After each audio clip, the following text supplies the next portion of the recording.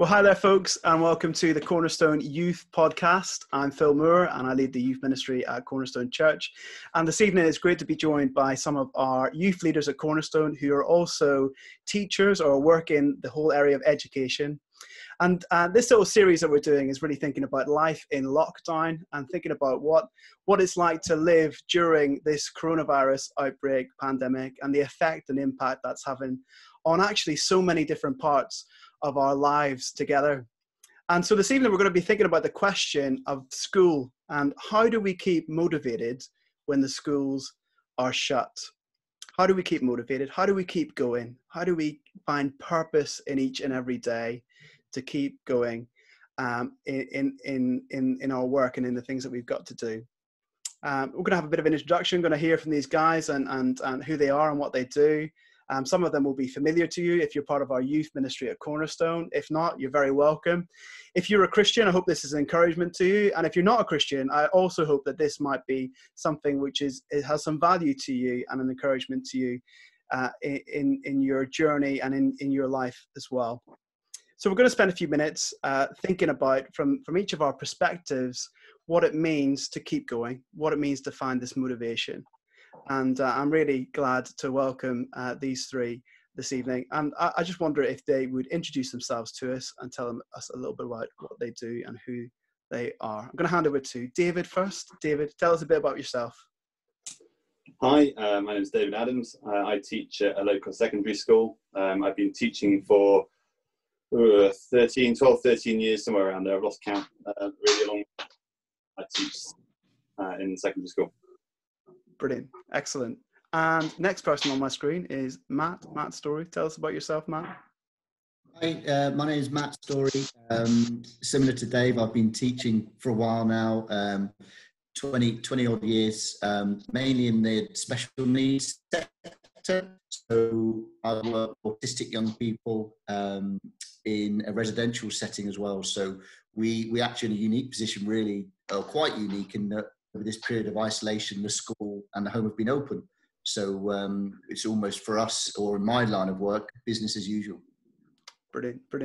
But you've also got teenagers at home, and you've got children at home. I'm in a very privileged position where I can actually go out every day and leave 3 kids at home with Jane, my wife. So I have a daughter who is 10, a son who's 14, and another daughter who's 15.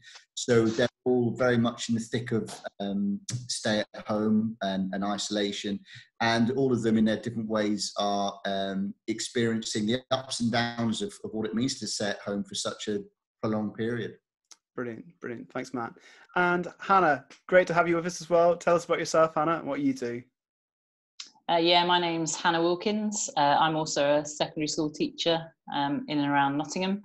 I've been teaching for just over 10 years and my teaching subject is PE. So I'm all for keeping active, particularly during this time of isolation and lockdown. And I'm at home currently with 2 children, a 5-year-old and a 2-year-old. So currently trying to do some homeschooling whilst being at home and working too. Love it. And what do we think about Joe Wicks? Is it Joe Wicks every morning for you guys in the house? Yeah, I love a bit of routine.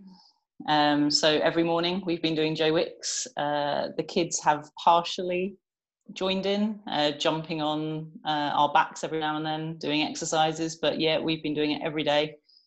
I think it's just a great start to the morning. He is. He works you hard, doesn't he? The last couple of days. He does. Absolutely brutal. What a man.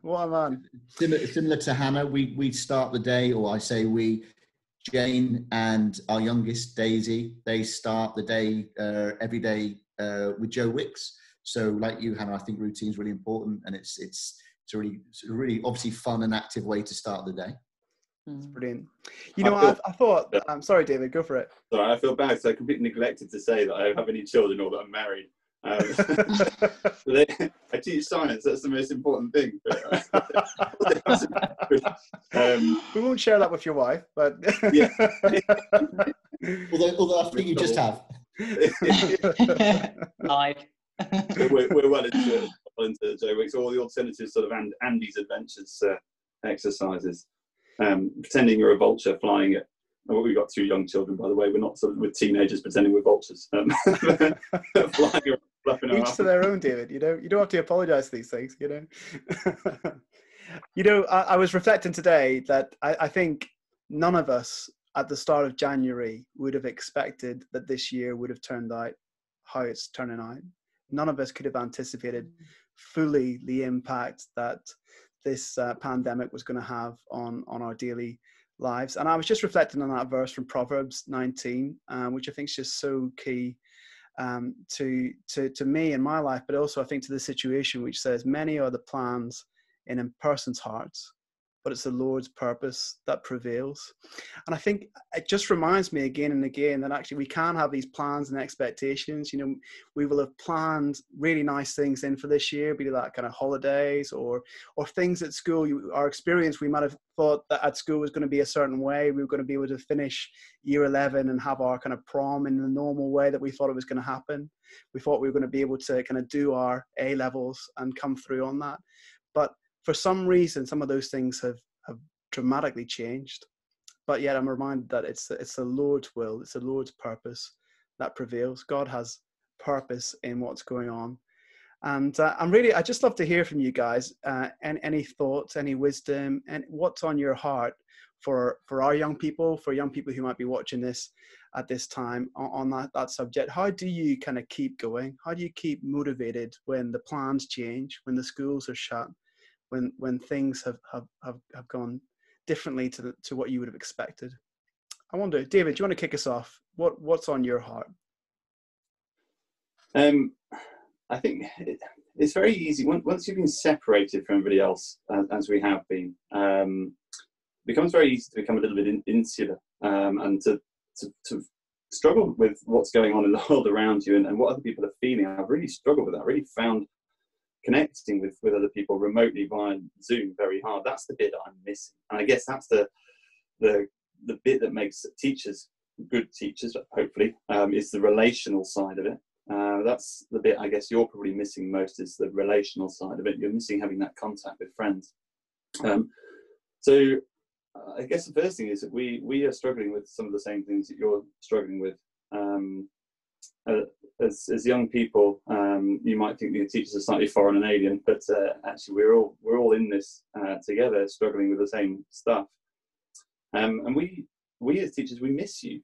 Now that might seem strange. There might be some pupils who you think, no way, we don't miss you. We really genuinely do miss you, because you form such a big part of that relational side of things.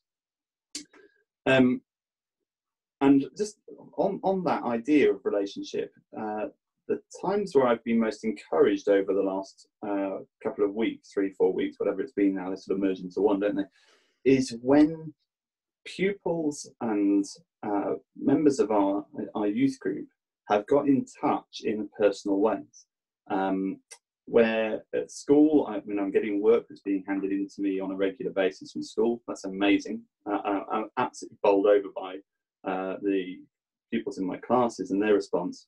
But those little comments attached to the end of it, some of them have drawn little pictures on the end of the work, and that's really rather beautiful. So I don't know what it's like to be in your shoes, but I do know what it's like to be sat in mine as a teacher, and to have that relationship, even if it's just by little daft drawings or silly little messages that are tagged on the end of pieces of work, is really helpful for me. Because it just reminds me that actually the world isn't a flat two-dimensional screen, that there is actually somebody out there, and that's massively important. Zoom has gone, I think, to some extent to replace that contact. We know it's not the same. It's a poor second best. So I think keeping that relationship side of things going, on top of Joe Wicks's PE and bit of regime that comes in from that, but keeping that relationship side of things going, I think, is one of the biggest things. Make sure you're not getting cut off. Sure that you're continuing to talk to people, whether that's through playing FIFA on Xbox or whether that's through giving someone a phone call. We've spoken with people down the road, 82-year-old lady who we've not met before, and we're phoning up now once a week. And actually, that's just beautiful for her and for us, because we're connecting with a generation who we're not connecting with otherwise. So that would be my first thing. I don't know if anybody else wants to chime in on that. I would really agree, Dave. I think it's really important.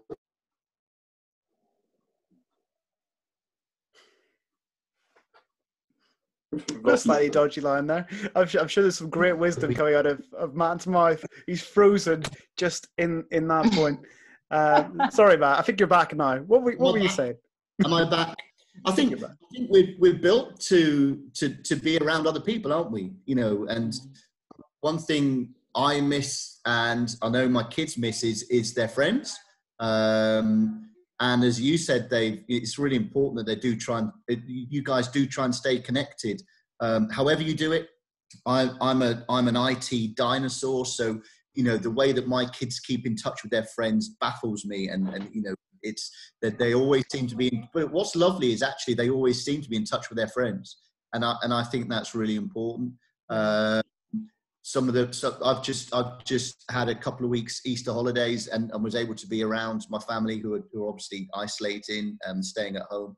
But even in those 2 weeks, the most positive times for me were little Zoom sessions with Christian friends, the Connect group, you guys, church, my friends from work. But it's amazing how good you feel after just a great chat. Which is the same as Dave. Really encourage you guys just to keep talking, stay in touch. And it's amazing. It's amazing that we have to have this kind of lockdown situation for us to realize how important it is to have good friendships. Yeah. And we're so thankful, I think, for the technology, and I think technology goes so far, doesn't it? And as you said, David, it's not the same. It's not the same as kind of being able to look into somebody's eyes and kind of sense how they're getting on. And I think that must, as I guess, as teachers, that must go into the whole area of learning. And I just wondered if you had anything to say on that. Like, how do you approach the fact that you've got to sit down with a screen with this, you know, two-dimensional version of your teacher or version of a teacher you've never met, and engage with learning in that way? You know, how do you motivate yourself to do that when it's not the same experience? It's not as good, you know, no matter what you might think about your teacher, really, it's not quite as good as being in the room. Yeah, I think, look, it isn't as good, and we're not, you know, if it was, then we would unfortunately be out of jobs, wouldn't we, as teachers? We would just be behind a screen. I think, like David said and Matt said, there's something really special about the relationships that teachers can build up with the students that they teach. And, you know, I am missing all of my groups. Particularly, I was thoroughly enjoying teaching them this year in a range of subjects. But I guess one of the ways to stay motivated is to remember this is just the short term. Even though we feel like we are, in a sense, stuck in a rut, we don't know how long we're going to be in this. This is only going to be a short amount of kind of your school life. So I guess remembering that, hopefully that will keep you motivated to be in the morning, trying to keep into some sort of routine. I know with us, we found a routine really, really helpful. I'm a typical female. I love being organized. I love making sure we stick to things, just because I think for me, it helps knowing what we're going to do in the day. And once we've done it, we can then chill out. So our routine is, you know, get up early. I do have 2 young children. We eventually muddle our way through breakfast, and we do Joe Wicks at 9 o'clock. And then as soon as it's finished, all of a sudden, my kids were lining up at the kitchen door saying, "Can you do the register, Mum?" And they were calling me their teachers' names. They wanted routine. They were calling for it. So, you know, we're pretending to be their teachers, and they come into the dining room, and we do some learning. And then it's some free time. We have free play, and each day the kids are watching a film, which gives a bit of time just to chill out a little bit. We're going to do some more exercise, whether we're just going for a little bike ride. But I think routine's really important. And yes, this isn't the same as being in that face-to-face contact, but this is just the short term. And one day, we don't know when, we will be back in school. And like anything, it particularly happens with fitness. The more you kind of neglect doing things, the worse you become. It deteriorates. With our fitness, you'll know that if you go for a run regularly and then stop all of a sudden, reversibility happens, and all of a sudden you're not as fit as you were 3 weeks ago. It's exactly the same with our learning and with our friendships as well. The more we keep up with doing these things, the more we can sustain them and the better they will be. So for me, doing a routine, keeping with a routine is really, really important to keep yourself motivated. If you're knowing that you've got to be up by 10 o'clock, if that's early enough, I don't know if that's late enough, but getting up, keeping to some sort of routine and remembering this is not what it's going to be like forever. There will be a time where we'll be back at school and you'll probably be thinking, oh my goodness, I wish I was in lockdown again. But there will be a point where we'll be back in a classroom with you guys. And yeah, just for now, we've got to do it this way, unfortunately. It was interesting on the news today. So we're recording this on the 21st of April, 2020, during the coronavirus pandemic, just so to make that really clear. But I think one of the headlines that I read in the newspaper today was something like, I don't know how many, but maybe 20 million students didn't turn up for their lessons when the schools went back yesterday. Didn't turn up for their online lessons. What do you think? So the routine thing, I think, is hugely important, and I can see that in our family and with little ones. And when you kind of try and do something which is just too free, there's got to be a breaking point somewhere. But what would you say to those guys who are just opting out, who just aren't showing up, aren't engaging with the lessons and the handing in stuff that they're supposed to be doing?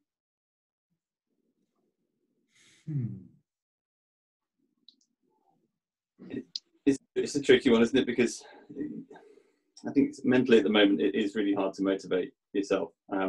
I've got fairly strict routines with work that I've got to set, and I'm finding it quite difficult to motivate myself to go and do that.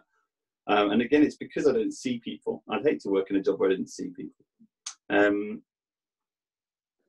I think a lot of, this is going to sound really big-headed, a lot of my classes have done the work that I've set for them. Because I think I've put myself in the classroom. It's a video of me. I've made it a personal thing. It's written to them from me. It's not some abstract piece of work that's come from BBC Bitesize or something.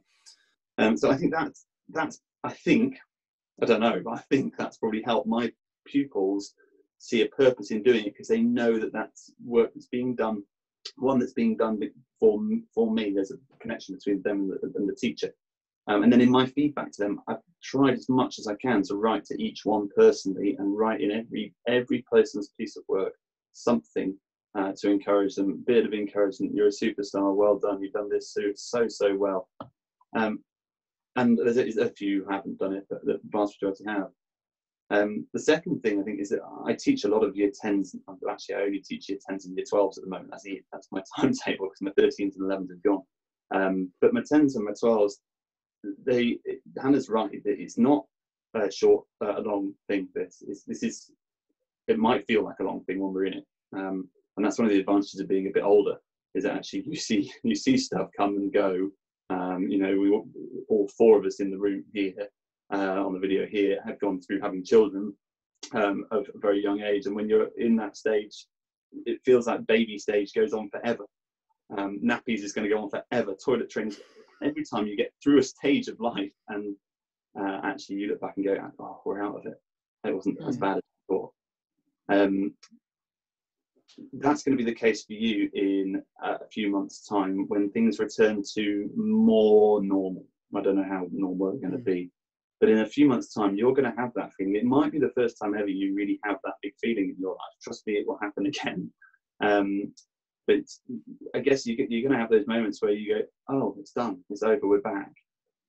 And I think some of you, if you're not engaging now, are going to go, oh my goodness, I should have done. And you aren't going to have the time. So there's a little bit here of a warning to you, I guess. If you don't engage now, it's not me. I don't want to stand here as a teacher telling you off. If you don't engage now, you really are going to cause a really difficult time for yourself when you come to the end of year 10 or year 12, or whichever school year you're in, to be honest. I think that's really key, isn't it? I've already been reflecting on that in my own life. In 6 months, a year, 5 years, 10 years, how will we look back on this time? Because this is significant, isn't it? This will be time that we're talking to our grandkids about, And, all of us, you think, do you remember that year when we had to do that? And, we hope and pray, God willing, that things like this won't be a common fixture in the years to come, and that this will be a unique moment, a unique point in our history, in our lives. And I think, as you said, David, that how can we make the most? How do we not waste our lockdown when it comes to our education and our schooling? And so, do you guys have any tips on that? Yeah, just one other thing to add. Sorry, David. I think all I want to say to the youth is trust that your teachers are setting work which is important to do. Trust they're not just wasting your time setting you things just to fill a bit of time. This is important. We take our jobs seriously. We're keen for you to continue your learning whilst you're at home, even though it isn't ideal. It's not ideal. It's not ideal for anyone, but we're keen for you to keep progressing, to keep completing, whether it's coursework or whether it's revision for exams, which will be coming up in the next year or so. So trust that the teachers are setting you suitable work, and get in touch with them. If you're struggling with it, get in touch with them. Like David said, we want to be here to help them. We're on, our emails, we get them on our phones, on our iPads, on our laptops, and we want to help as much as we can. So yeah, just trust your teachers. And try and stay engaged. Stick to your timetable if that's helpful. If on a Monday period 1 you've got maths, set aside that time within that to do some of your maths work. Then give yourself a break. If during period 2 you've got science, then flip to a bit of science work. It's trying to do something that works for you. But I definitely think for young people, a structure and a routine is really, really important. Yeah, absolutely. And good habits, it's very easy. It's very easy to get up every day and, if you want, not do any work. And no one can necessarily force you to do that. And I totally get that. But, life is, if you look at the bigger picture, life is about sometimes making those more difficult decisions. And the discipline that comes with learning, you can continue your formal learning till you're 21, 22, 23, if you go to college, university, and so on. And as you develop into your learning, you're going to have to learn how to manage free time. You'll have days at university where where you don't have lectures. You'll have days in your A-levels or at college where you don't need to go in, but you still are expected to manage your learning time. So I personally think that even if you guys just do a little bit of structured learning every day, that discipline, that good habit will really see you through as you develop and continue on your learning journey. So, that would be my advice, because you will need that skill for the next 5, 10, 15, 20 years to manage your free time sensibly. I'm going to flip this the other way around. I think you also need to be really careful looking after yourselves, because I know some of you will do the opposite and not disengage. You will work yourselves to the bone. Yeah. And you've got to really look after yourselves at the minute. Do what you can. Right? Do what you can. But we know that the stuff that we're setting you, I try to set about half of what I would normally do in a lesson, because we know that logging on and all that, the technical side, sharing it with your brother or your sister or your dad or mum who's at work, at home, we know that some of life's situations at home are not ideal, are difficult, are challenging. Do what you can and stay healthy as well as work hard. And that's a really important thing. Absolutely. I think a verse that I've been pondering on, kind of connected to the whole area of kind of school and work, and what kind of famous verse in Colossians 3:23, which says, whatever you do, work at it with all your heart, as if you're working for the Lord and not for human masters. And I just wonder if there's any of that resonates with you guys, just from what you were just saying, David. I think, we've got to remember that the Lord Jesus, he's not the kind of taskmaster. He's not there, giving us jobs that we cannot do. He's not giving us more than we can handle and hold.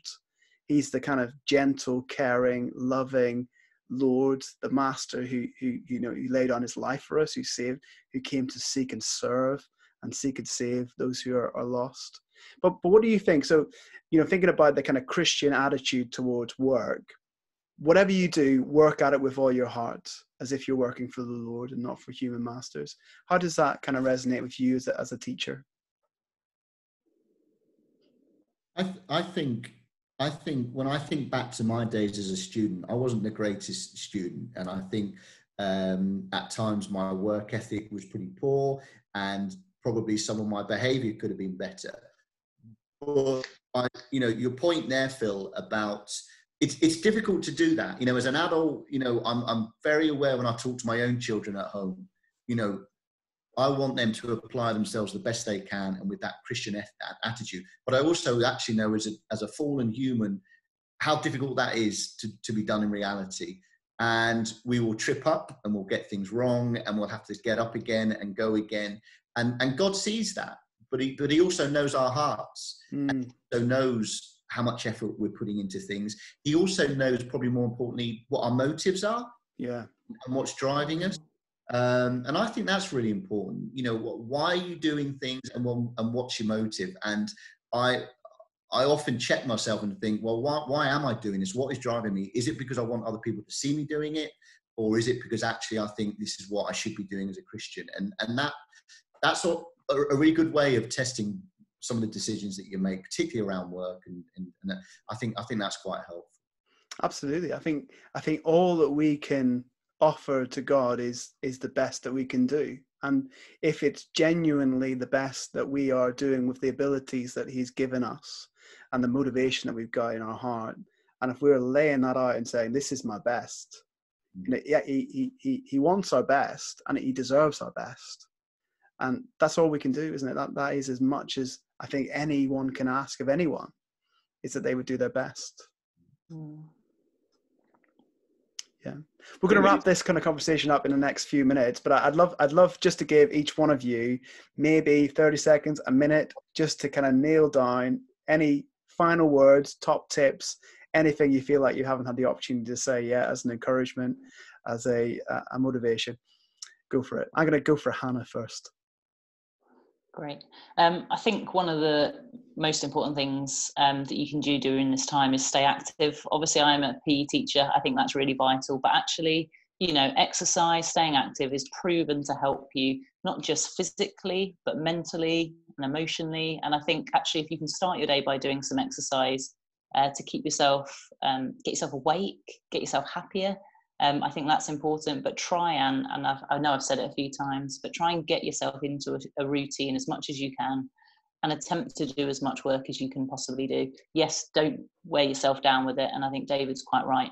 Don't run yourself ragged so that you're exhausted and mentally and physically exhausted, but do some to keep yourself in the right state, ready for when we do return to school. Brilliant. Thanks so much. Matt, over to you. Anything? Yeah, no, absolutely. Nothing earth-shattering other than building on what Hannah's just said. Strike a balance. There's nothing wrong with getting up late. There's nothing wrong with going to bed late. But get a balance. In what you eat, in what you're watching, and in who you're talking to, in the games you're playing, in the amount of work you're doing. I completely agree with Dave. There is a danger of overworking and becoming stressed about, am I keeping up? Am I keeping up? Am I doing enough? Keep perspective and really try and just address a balance every day to understand that that we will get through this. There will be a time when we're all back into what we would call a normal routine, and but absolutely just try to get a balance in the things that you're doing. Brilliant, thank you. And David, I think I'm preparing a talk for this on Friday night, a couple of days' time, and the big thing that all hinges around is Jesus' commandment to us, which is love the Lord your God and love your neighbour as yourself. And I think those two things at the moment is what you need to be doing. Go and spend some time in prayer. Go and spend some time asking God for perseverance and for dedication to your work. Remember, that's a relational thing as well. Working to glorify God in what you're doing, and love the people around you. Make sure that you're looking after everybody who's around you. And those two things are more important than, I'm going to say this now, far more important than Ohm's law or V squared equals U squared. But I mean, that's important, but nothing is as important as following Jesus' commandment. So keep that central. If you're doing that, that's the big thing. Absolutely. Absolutely wonderful. So good. Thank you so much, guys, for your time. Really appreciated you sharing your wisdom and experience. And it's just, I hope this will be massively helpful. I know for many people out there who are listening. Just to say, if you are have stumbled across this video, whether you're a Christian or not, maybe you're feeling really anxious about your current situation, I just want to point you towards our website, which is www.cornerstoneyouth.co.uk, and there is a little tab on there where you can click on pray, and we'd love to, if you wanted to fill in some prayer requests, we'd love to pray for you in this time, or reach out to a church near you where you know that they've got a youth ministry. We'd love to encourage you to go to your local church and get connected there as well. I'm going to close this time by praying for all of you out there who are facing school in lockdown. The schools are shut, but you've got to keep going. You've got to keep motivated. Let's pray for you. Father God, thank you so much for this time where we can just hear the heart behind some of the teachers that you have raised up to be those who educate and teach and kind of mentor young people across our city and our context where we are here in Nottingham. And though we do pray for all of our young people across this country and beyond who are so affected by this coronavirus outbreak, closing schools, really changing the dynamics of school. Lord, pray for them in the disappointments that they might have about that, in the isolation that they might feel, in the anxiety and worry they might face as well with their education, whether they are prone to neglect their work or to overwork. Though we pray that you would just help them to see that there is one that we're working for. It's not ourselves, it's not our teacher, it's for the Lord, the one who made us and the one who loves us. And so we pray that we would love you and want to work with all that we can, give our very best to you for your glory. Amen. Thanks for tuning in, guys. Do check out some of our other conversations like this, which are on our YouTube channel and on our website, cornerstoneyouth.co.uk. It'd be great to see you engage with that, and do get in touch. Take care. Bye-bye. See ya.